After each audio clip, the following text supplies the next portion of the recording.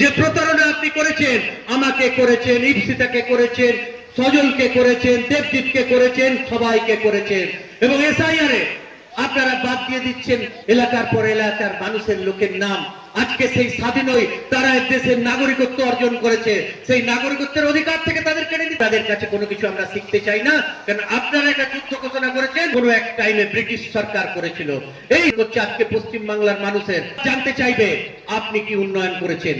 Madam, তো আগের গৌরব বলতে আপনি কি সিপিএম এর 34 বছরের কথা বলছেন? ঠিক আছে, তবে আপনাদের একটা কথা বলি, আপনারা তো গ্রাম বলেন না, এখন বলেন জয় মা কালী, এবং ভবিষ্যৎ কিছুদিনের মধ্যে শেখ বন্দ্যোপাধ্যায় বলেছিলেন আপনারা জয় বাংলা